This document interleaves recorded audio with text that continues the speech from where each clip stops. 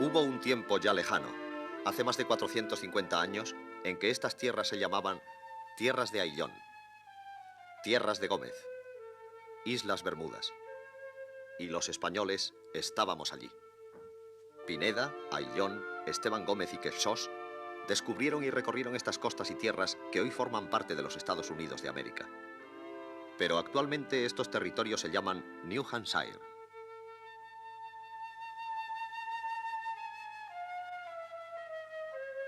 Connecticut,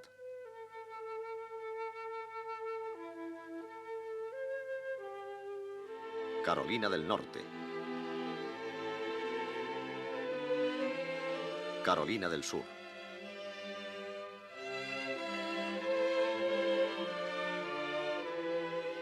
Y los españoles nos fuimos de allí. Las Islas Bermudas sí se siguen llamando Bermudas, pero el nombre es lo único español que permanece en aquellas latitudes.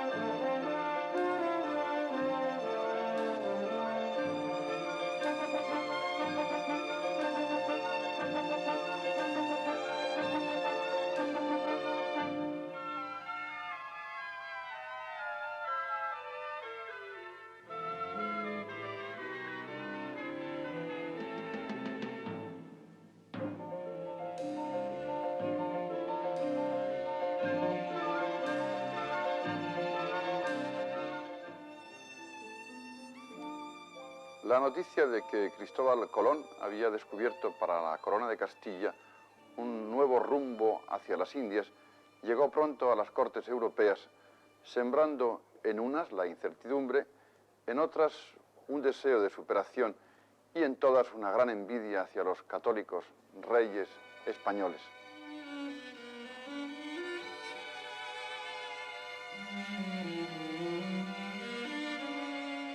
Navegantes y aventureros de toda clase se aprestaron a ofrecer sus servicios a las coronas reinantes.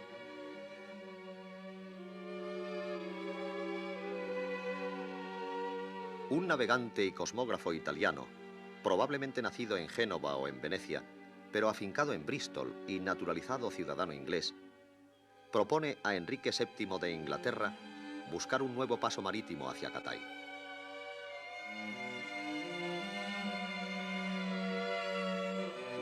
Este navegante se llamaba Juan Caboto o Cabot, y una vez en posesión de la autorización real inglesa, partió acompañado de sus hijos en el mes de mayo de 1497 con rumbo al oeste. El 24 de junio de este mismo año, arriba, se supone, y así lo creemos, a estas costas, que Caboto llamó Terra de Prima Vista. Navegó unas 300 leguas por el litoral y al no encontrar rastro alguno de población, regresó a Inglaterra. Y como Isabel y Fernando habían nombrado a Cristóbal Colón gran almirante de Castilla, Enrique VII hizo a Juan Caboto gran almirante de Inglaterra. Otro visitante de estas latitudes fue el explorador lusitano Gaspar de Corte Real. Corte Real llegaba en el año 1500, más o menos, a la Terra de Prima Vista de Caboto. En el mapa de Rivero se detalla Terranova de Corte Real. El navegante lusitano la bautizó, y así se sigue llamando, Tierra del Labrador.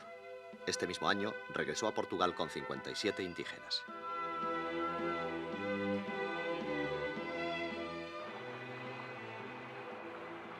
Islas Bermudas.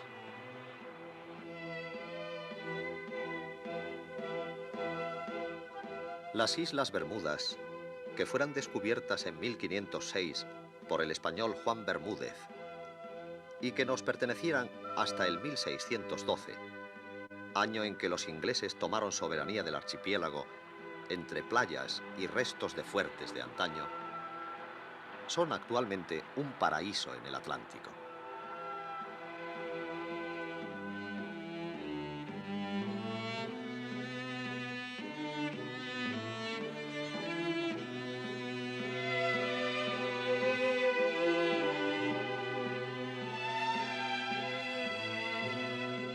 Gonzalo Fernández de Oviedo fue el primer cronista de Indias y nos legó esta historia general y natural de las Indias.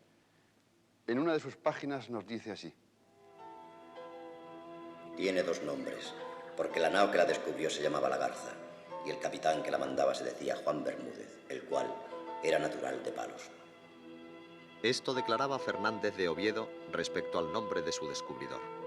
E insiste que en el año 1515, según informó de sus viajes al emperador Carlos V, es la más lejos isla de todas las que hoy se saben en el mundo. Y llegué de ella a estar en 8 brazas de agua y a tiro de lombarda de ella. Y determiné hacer saltar en tierra algunas gentes y dejar algunos puercos vivos que yo traía en la nao para el camino, porque se multiplicasen. Pero ni Fernández de Oviedo, ni Pedro Mártir de Anglería, que en el 1511 publica en Sevilla sus décadas en las que hace mención a la Bermuda, nos dan la fecha exacta del descubrimiento de las islas. Don Roberto Barreiro, autor y marino de nuestros días, inserta en sus páginas, en un ensayo sobre Juan Bermúdez, la primera representación cartográfica conocida en estas islas. La fecha límite superior del descubrimiento de las Islas Bermudas la hemos obtenido de la carta anónima del Seno mexicano, grabada en madera y publicada en las décadas de Pedro Mártir de Anglería, el año 1511 en Sevilla. Se sabía por declaraciones de los testigos en los pleitos colombinos y también por los cronistas que las Islas Bermudas se llamaron así por ser su descubridor Juan Bermúdez, y también se les denominaron Garza por ser el nombre de la carabela que mandaba. Al investigar en el Archivo General de Indias de Sevilla los viajes de Juan Bermúdez, que fueron numerosos, se encontró que el único viaje en que mandó la carabela Garza fue en el año 1505.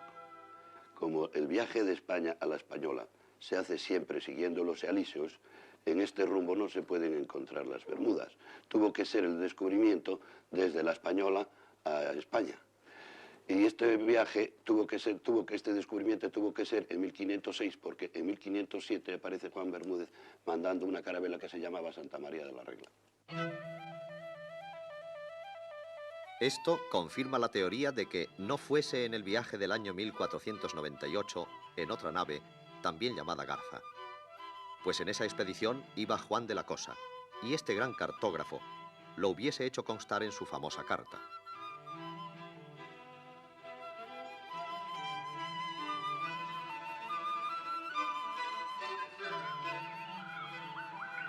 Newstead.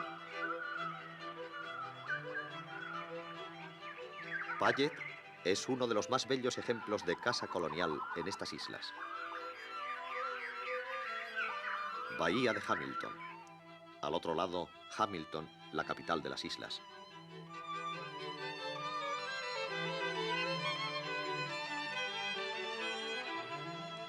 Grandes núcleos de población de estas islas, y en general de todo el Caribe, de gran parte de Brasil y de los Estados Unidos de América del Norte, son de raza negra.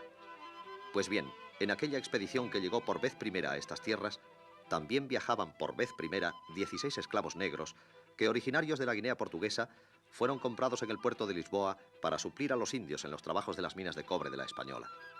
Con este viaje, la raza negra entraba en el continente americano. Si bien eran pocos los restos de España en estas islas, con los supervivientes del naufragio de la goleta inglesa Sea Venture, que partiera de Plymouth en Inglaterra con dirección a las colonias de Virginia, y el posterior envío de colonos en el año 1612, gran parte de los historiadores apenas si hacen caso al descubrimiento español.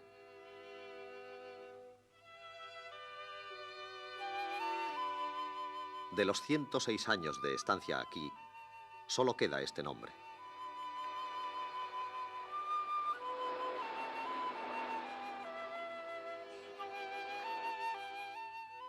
Como punto de partida para la aventura americana, y apenas 15 años después de la llegada de Colón, la isla de la Española, la actual Santo Domingo, cobra más importancia incluso que la península ibérica.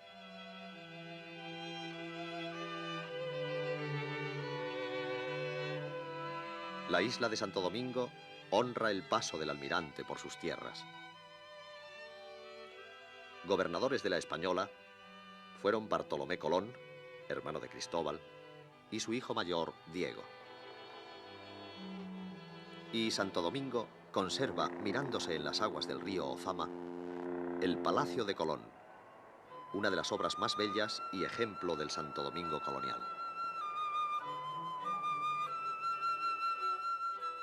La Casa del Almirante, o de Don Diego Colón, es el más antiguo palacio construido por los españoles en América. Edificado entre los años 1510 y 1514 por Diego Colón, es uno de los edificios de estilo isabelino más interesantes de América.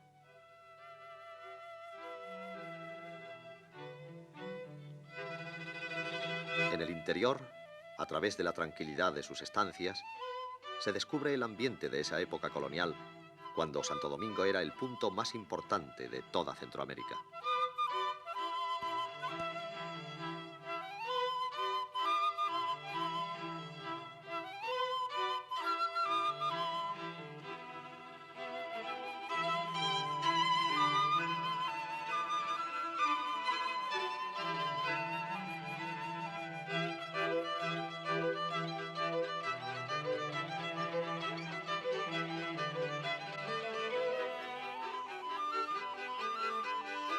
Gobernaba Bartolomé Colón en el 1504, cuando llega a la isla un toledano ilustre. Es capitán y licenciado y se llama Lucas Vázquez de Ayllón. ¿Recuerdan el nombre de Tierras de Ayllón?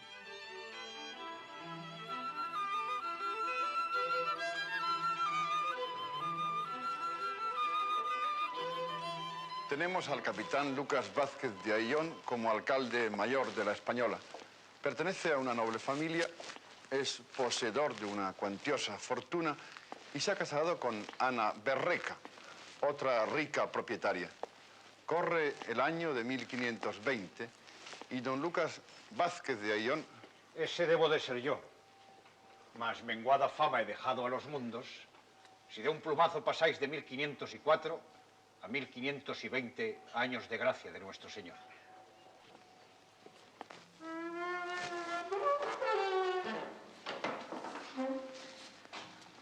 No es de vuestra fama, sino de vuestros hechos, de lo que hoy hablamos.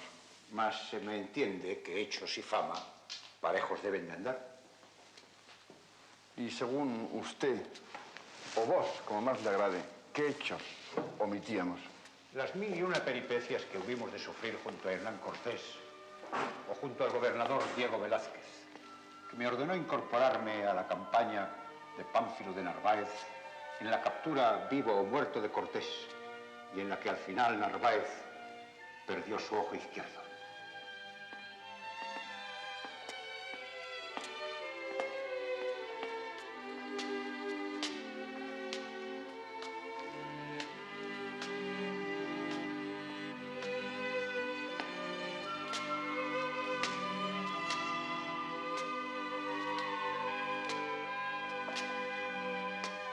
Pero, capitán Ayllón, todo eso se refiere a Nueva España, a lo hoy llamado México.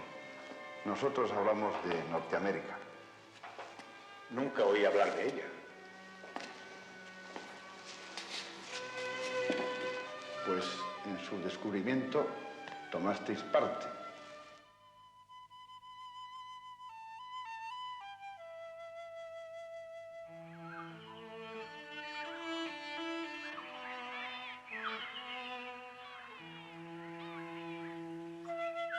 Fue de estas aguas de la Española de donde partió en el ya mencionado año de 1520 y al mando de Francisco Gordillo una carabela.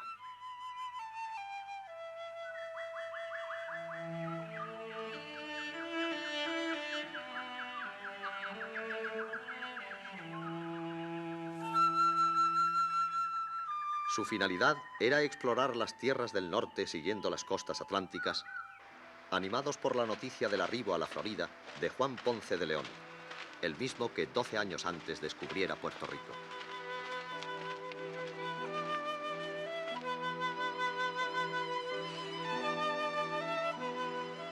Navegadas unas millas, Gordillo encontró en el grupo de islas llamadas las Lucayas otra carabela que, mandada por Pedro Queixós, llevaba el mismo cometido y la misma misión. ¿Estáis de acuerdo que, si nuestra misión es la misma, hagamos el viaje juntos? De acuerdo. Por una vez y sabiamente, ambos navegantes decidieron unir sus suertes. Vale la pena hacer notar que cada gobernador de las tierras apenas descubiertas se sentía en potencia un rey de su territorio. Por ello, no es de extrañar esta dispersión de fuerzas. Algunas y repetidas veces, el tener similares misiones ocasionaba grandes enemistades. Si bien por rutas del Atlántico Norte, Caboto fue el primero que avistó tierras hoy norteamericanas y lo hizo el 24 de junio de 1497, la casualidad quiso que exactamente 24 años más tarde, el también 24 de junio, pero de 1521, Francisco Gordillo y Pedro Quexós desembarcaran en un lugar llamado Chicora por sus antiguos habitantes, que estaba cerca de un río al que llamaron Jordán. Hoy este río se llama Cape Fear.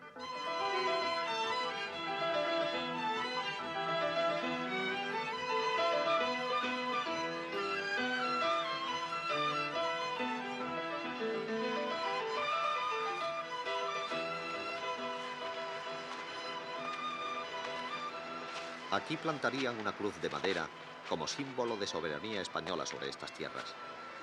Varios contactos con los indios que aquí vivían en aquella época terminaron con el rapto de 70 de ellos para llevarlos cautivos a la española.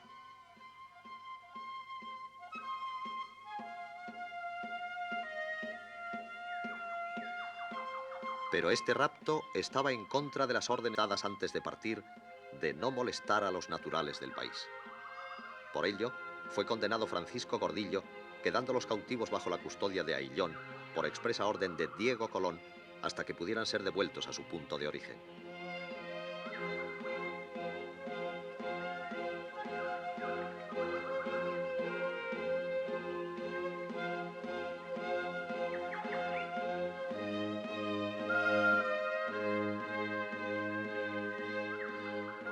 Santo Domingo. La ciudad de la que el obispo Geraldini en el año 1520 diría: ínclita ciudad, porque sus edificios son altos y hermosos como los de Italia, su puerto capaz de contener todos los navíos de Europa, sus mismas calles anchas y rectas, que con ellas no sufren comparación las de Florencia.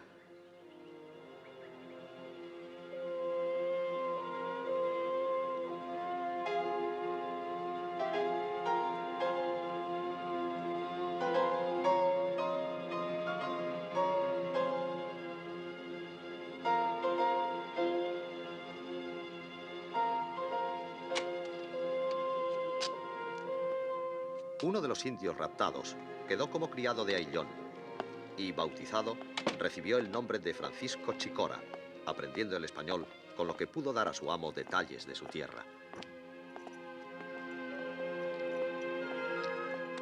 Con estas noticias, viajó Ayllón a España, donde consiguió del emperador Carlos V capitulaciones que con fecha 12 de junio de 1523 le autorizaban a colonizar el nuevo territorio, comprometiéndose a llevar misioneros, construir iglesias, no esclavizar a los indios, informar de lo descubierto y proveer a los expedicionarios con las necesarias provisiones, medicinas, un médico y un cirujano.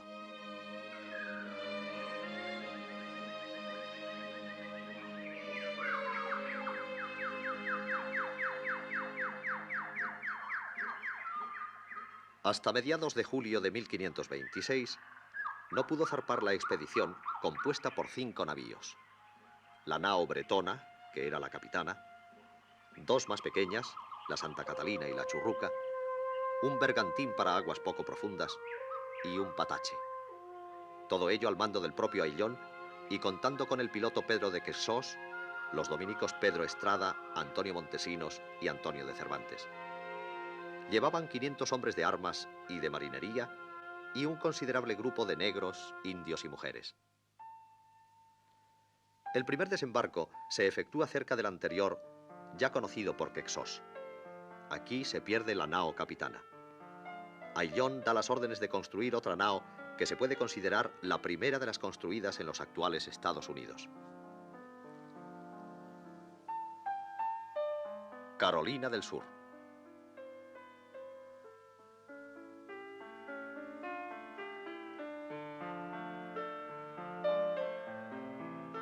Charleston, la ciudad que fuera uno de los enclaves más importantes de los primeros hugonotes, es actualmente una de las ciudades símbolo de la libertad religiosa en este país.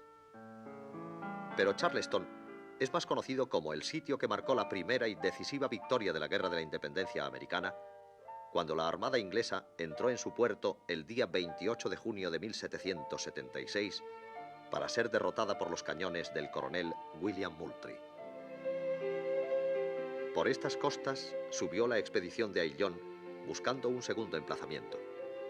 Pero estas tierras pantanosas e insalubres no eran las más apropiadas para asedentar. Además, Chicora y otros guías nativos desaparecieron, cortando la posibilidad de atraer con su ayuda la amistad de los nativos, parientes o amigos.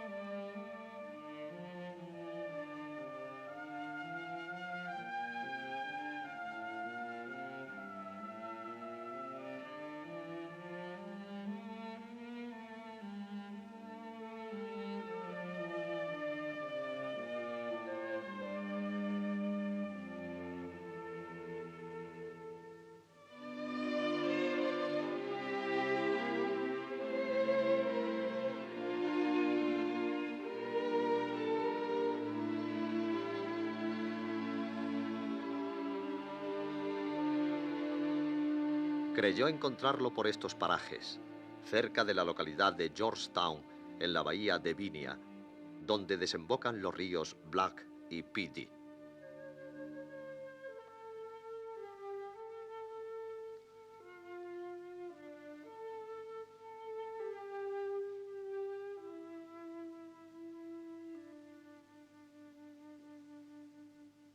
Por estos lugares, quizá junto a estos jardines de Myrtle Beach, donde Anna Huntington ha colocado las estatuas de Don Quijote y Sancho Panza como homenaje a España. En estos parajes que actualmente se conocen con el nombre de Pedee River y al que ellos dieron el nombre de Gualdape, Vázquez de Ayllón fundó la colonia de San Miguel de Gualdape en 1526. Esta fundación constituye el primer intento europeo de instalar un establecimiento permanente en el continente norteamericano. Pero San Miguel no prosperó. Aunque había abundante vegetación en árboles y plantas y una gran diversidad de fauna, no toda salvaje, lo que hacía presagiar un buen futuro para los nuevos colonos, empezamos a ser diezmados por las muchas enfermedades y epidemias que, como el tifus, la malaria o la disentería, eran más mortales que los naturales del territorio.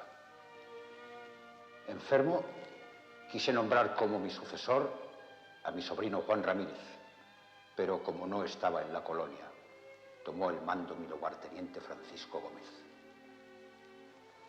Todo fue de mal en peor. Dos cabecillas, Ginés Doncel y Pedro de Bazán, se hicieron con el control de todo. Encerraron a Francisco Gómez y hicieron toda clase de tropelías. Los esclavos negros se sublevaron y Bazán fue ejecutado. Mi muerte llegó el 18 de octubre de 1526. Descorazonados y descontentos, los colonos decidieron regresar a la Española. Después de 1000 peripecias, consiguieron hacerlo unos 150, no sin antes tirar mis restos a la mar.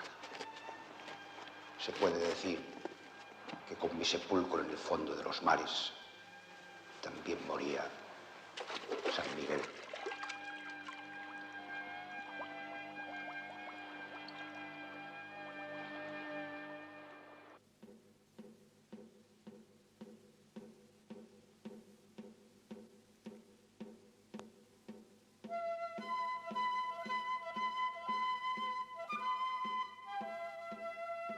Esteban Gómez Fue un piloto al servicio del emperador Carlos V. Como resultado de sus exploraciones, Diego Rivero, cartógrafo de la corona, confecciona en 1529 su famoso mapa. Es el primer mapa que representa las costas orientales de los Estados Unidos casi perfectamente delimitadas. Pero, ¿hasta dónde llegó Esteban Gómez en su expedición? Había salido de La Coruña en el mes de septiembre de 1524, y ahora sus naves estaban en la parte más septentrional de América. En febrero de 1525, y a pesar de los hielos, entró en el Golfo de San Lorenzo. Después viró al sur. Hoy estas tierras forman parte del Canadá y se llaman Nueva Brunswick y Nueva Escocia.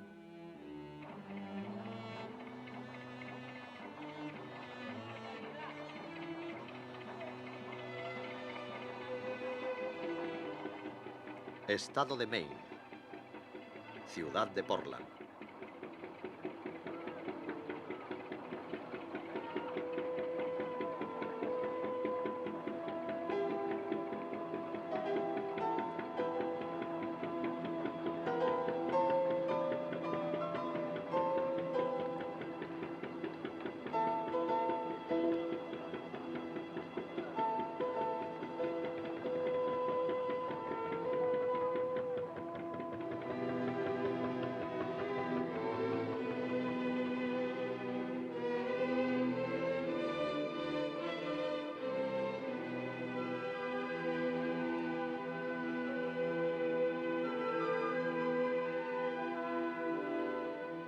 Para Esteban Gómez, esta bahía tenía figura de casco, y así la llamó, Bahía del Casco, y hoy mantiene su nombre, pero en inglés, Casco Bay.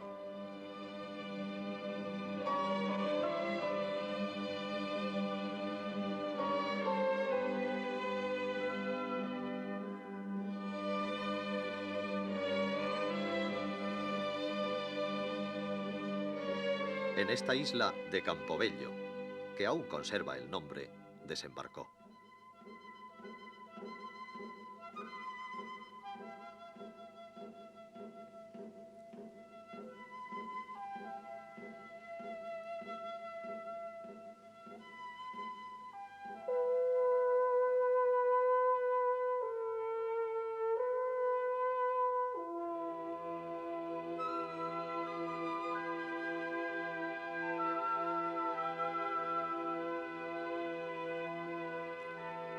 Desde aquí se llega a la Bay of Fundy, pero en 1525 estaba en castellano, Bahía Profunda, debido a sus aguas oscuras.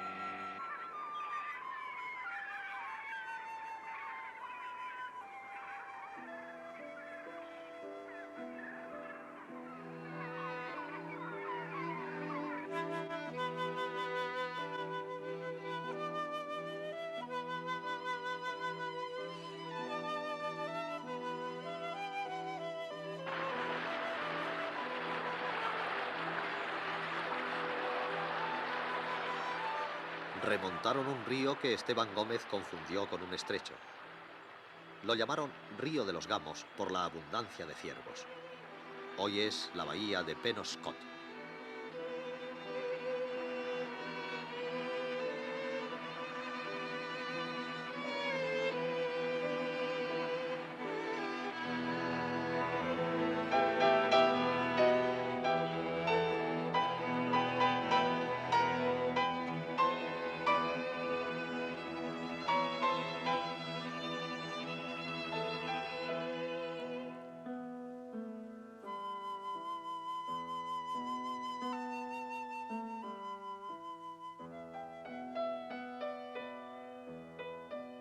Ellos vieron a esta bahía con forma de embudo y así la llamaron Bahía del Saco.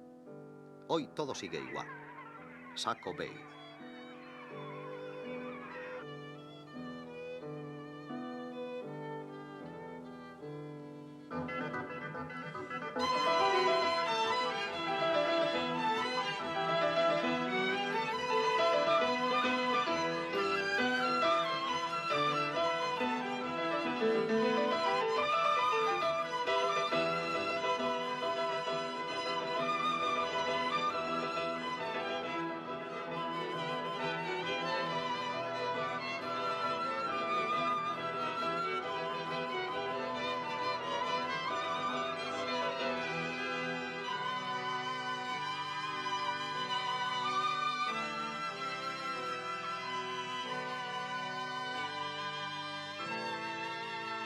El Cape Elizabeth de hoy fue llamado por sus exploradores Cabo de las Muchas Islas.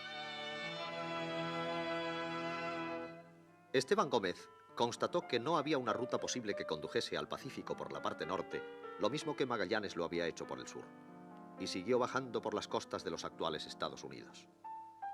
Provincetown, estado de Massachusetts. Es curioso que todo el mundo conozca esta ciudad porque en ella y en el año 1620 llegaron los peregrinos. Con este nombre se denominan los primeros ingleses que arribaron el número de 101 bajo el mando del capitán Christopher Jones en el legendario velero Mayflower. Esto sucedía exactamente el 11 de diciembre de 1620. Pero aquí, en Cape Cod, y exactamente 95 años antes que los peregrinos, quien desembarcaba era Esteban Gómez.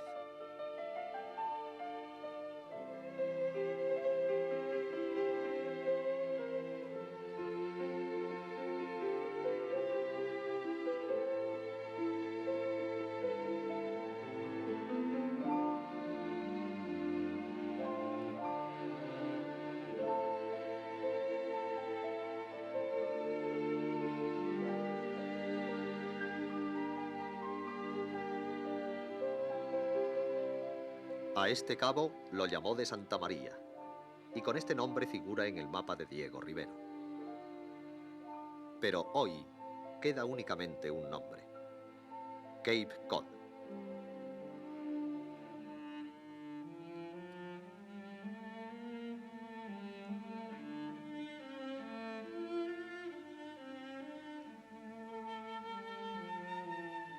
Esteban Gómez también visitó en el año 1525 esta bahía de Narragansett, lo que promovió su inclusión en el mismo mapa.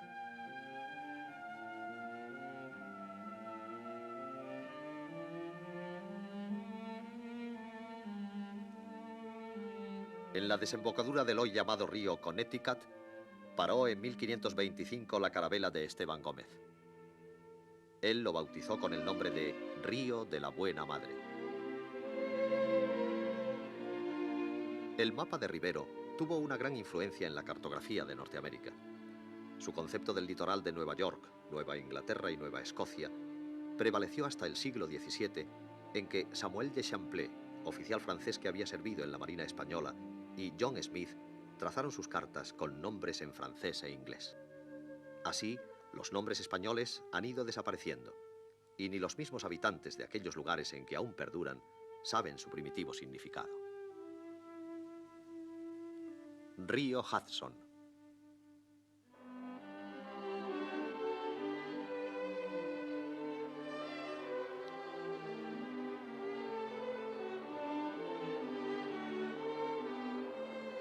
Al atravesar el río Hudson, no podemos por menos de recordar su primitivo nombre de Río San Antonio, cuando lo surcó y bautizó Esteban Gómez en 1525.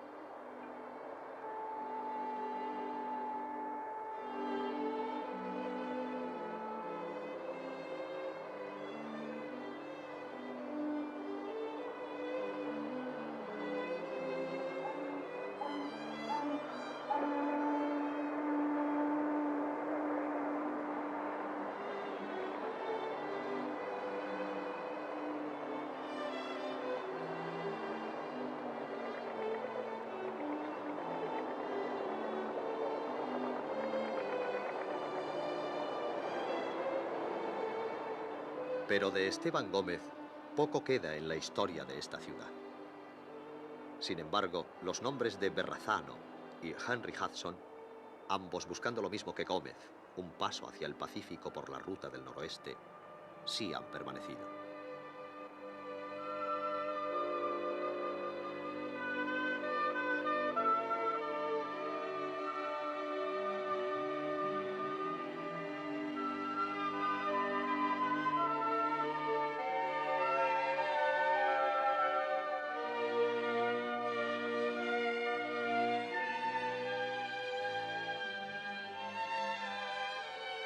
Desde las aguas de donde parece nacer esta ciudad, que ha tenido toda clase de calificativos, el recuerdo para estos exploradores sería injusto si se olvidase a alguno de ellos. Esto es lo que ocurre con Esteban Gómez.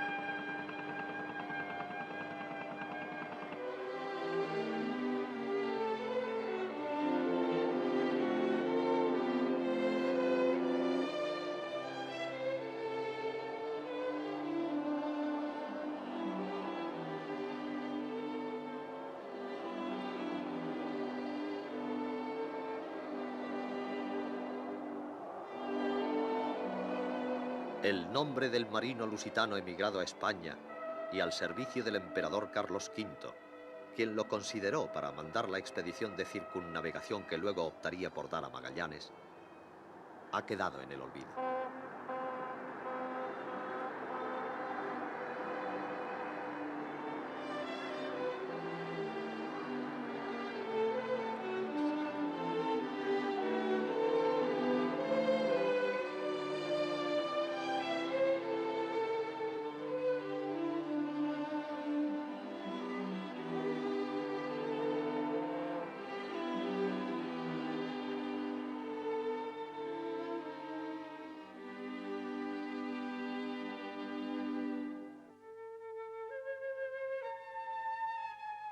Don Carlos María Fernández Shaw, en su libro Presencia española en los Estados Unidos, nos dice que en la actual bahía de Chesapeake, que los primeros exploradores españoles llamaron Bahía de Santa María o de la Madre de Dios, alguien le contó que un barco español, probablemente de la expedición de Esteban Gómez, dañado por una tormenta, tuvo que ser remolcado en 1525 desde tierra por su tripulación y reparado en las márgenes de la desembocadura del río Wicomic, cerca de la actual localidad de Whitehaven.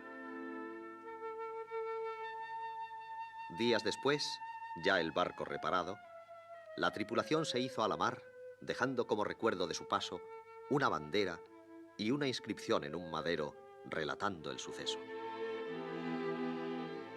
Poco se ha escrito sobre estos hombres, ignorando la grandeza de ese pasado. Pero no es esto lo peor, sino que versiones extrañas nos han hecho a nosotros mismos poner en tela de juicio la veracidad de estos hechos y aceptar sin ningún género de dudas otras versiones de la historia. Carolina del Norte.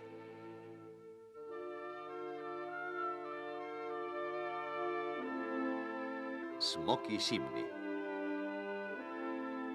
Asheville. Si usted desea localizar una tierra que sea autosuficiente, un lugar bendito por la naturaleza y un estado donde se enseña a sus gentes la libertad y la justicia iguales para todos, visite Carolina del Norte, permanezca por un tiempo y querrá convertir este estado en su propia casa. Estos eslogans publicitarios de Carolina del Norte se pudieran aplicar a esta ciudad de Asheville.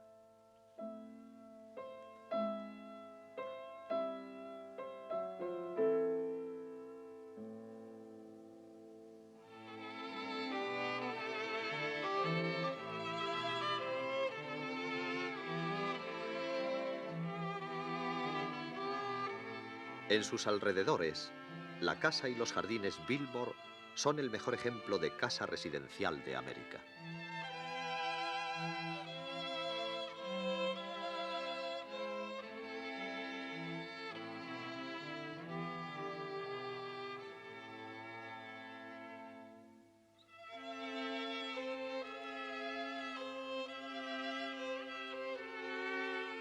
Y más allá, la cadena de montañas, conocida por el nombre de Smoky Mountains o las montañas humeantes.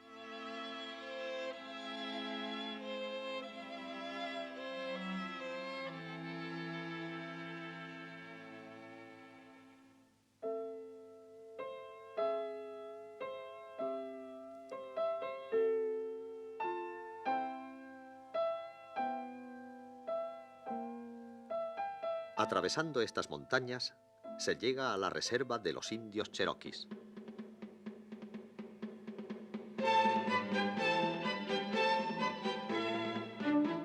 En esta reserva india, durante los meses de verano, tienen lugar unas representaciones sobre la historia de estos indios desde la llegada del primer hombre blanco. La obra, titulada Dentro de estas montañas, escrita por Kermit Hunter, nos habla de la llegada de Hernando de Soto y un grupo de soldados en 1540.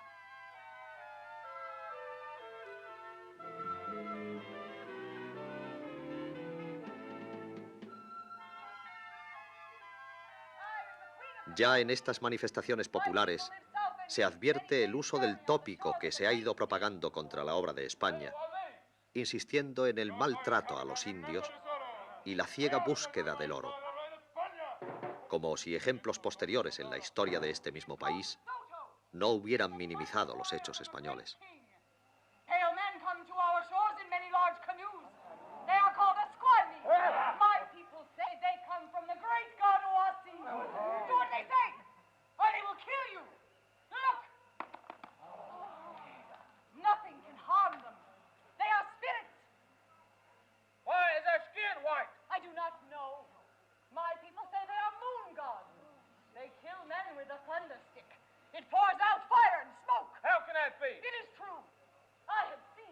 Estos mismos indios cherokees podrían relatar el desalojo de sus tierras y el infame camino de lágrimas desde estas sus tierras hasta Oklahoma.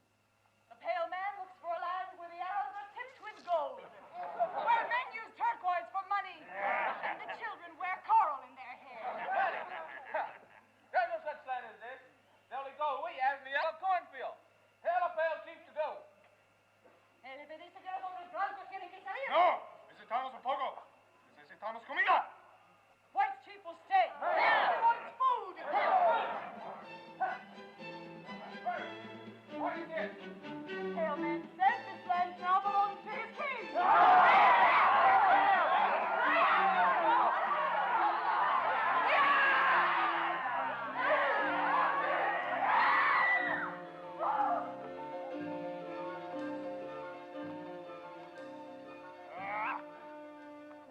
Un indio no importa. ¡Servimos el rey de España! ¡Ven! ¡Ven aquí! ¿Dónde está el oro? White chief must have gold.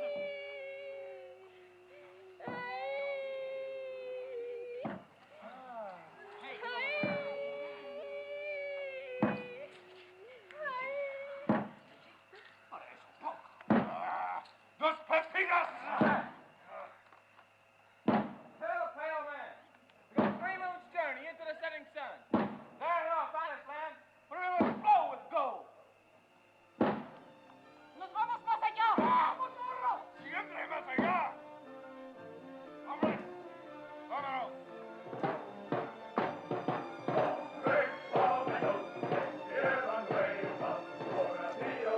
En las proximidades de esta reserva, por las localidades de Highland, Franklin, Hyattsville y Murphy, bordeando el lago Hibahase, existen piedras con inscripciones y placas que recuerdan el paso de estos primeros españoles y de expediciones posteriores. John Tutt Lanning es un hispanista que publicó The Spanish Missions of Georgia. En esta obra se narra lo siguiente. En la isla de Santa Catalina, en el estado de Georgia, hubo una misión evangelizadora a cargo de los padres jesuitas españoles. La isla estaba poblada por los indios Wale. Todo esto es casi normal, pues las misiones españolas han llenado el mundo entero. Pero lo que hoy queremos resaltar, y que nos dice Lanning en su libro, es que en esta misión, y en el año 1569, el hermano Domingo Agustín Báez redactó una gramática en Wale que viene a ser el primer libro escrito en los confines actuales de los Estados Unidos.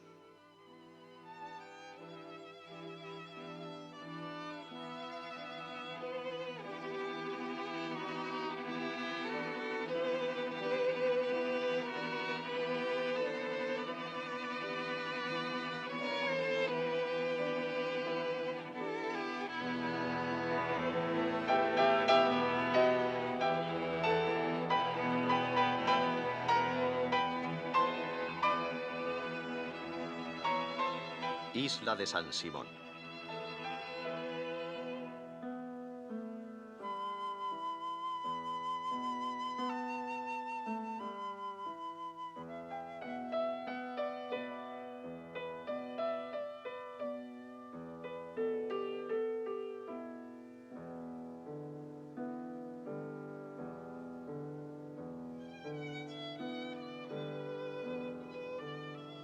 Muchas veces tendremos que volver a hablar de los españoles que estuvieron por la costa oriental de los Estados Unidos. Hoy solo hemos querido hablarles de los primeros, los verdaderos descubridores de aquellas tierras.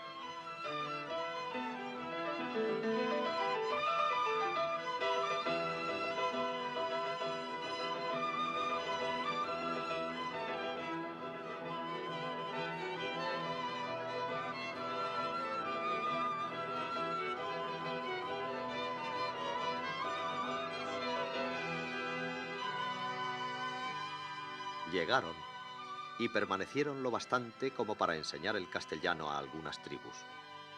Así lo atestigua Williams en su obra La huella de España en la literatura norteamericana.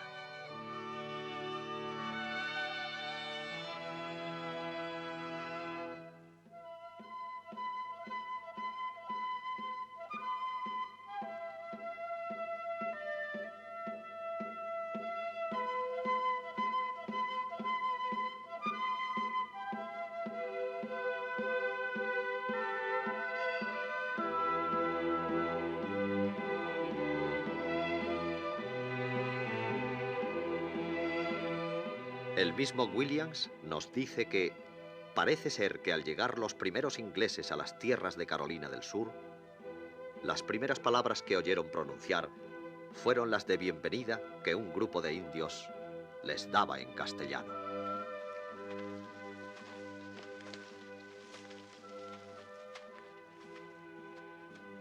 ¡Bienvenidos! ¡Bienvenidos!